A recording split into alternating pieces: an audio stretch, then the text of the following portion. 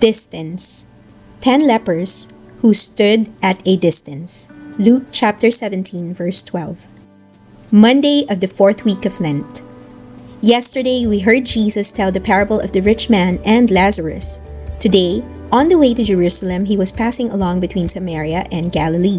And as he entered a village, he was met by 10 lepers. Luke chapter 17, verses 11 to 12.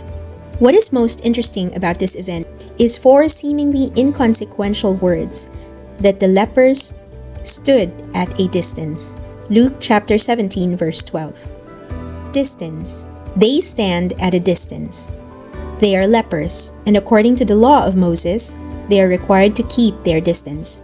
In 1st century Judaism, when a person discovered a skin disorder, he or she had to go to the priest for examination. The priest then determined whether the disease was contagious and if the person was to be declared ceremonially unclean. Leviticus chapter 13 verses 1 to 46.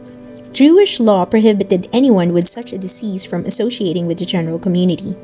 They had to be isolated and many times lived as outcasts until they died. Leviticus chapter 13 verses 45 to 46. This was necessary to keep infectious diseases from becoming an epidemic.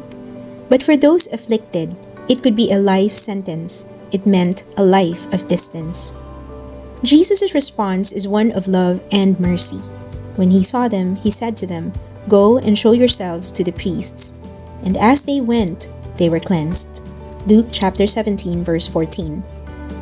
They are not cleansed immediately. Notice that they are cleansed as they go. Their leaving to see the priest requires them to believe that Jesus has the power to heal them. To show up to the priest and not be healed would be humiliating. They have to believe, and they do. As they go, they are healed. This all begins when the lepers cry out, "Jesus, Master, have mercy on us." Luke chapter 17, verse 13. The lepers declare that Jesus is their master. Their recognition of Jesus' authority, even over leprosy, is an acknowledgement of him as the Messiah. And if Jesus is the Messiah, that means that the distance between us and God is erased. Jesus is God, and the distance is gone. As we mentioned before, Jesus is resolutely determined to journey to Jerusalem. Luke chapter 9, verse 51. Because he has come to erase the distance.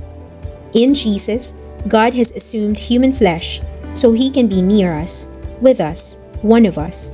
In Jesus' humanity, all humanity is proclaimed by God. Through the self-offering sacrifice of the Paschal mystery, the distance between humankind and God is erased. All of this will happen in Jerusalem, and that is why you and I are on this journey with Jesus. How, where, and when in your life does God feel distant? Having the courage to name those particular moments gives him permission to speak to you about his presence there, precisely in the distance you feel. Do not be afraid. Ask him today if he is distant. For your prayer, stay here for an additional 10 minutes. Today pray with Isaiah chapter 43 verses 1 to 7. Ask the Lord to reveal where he is in your life.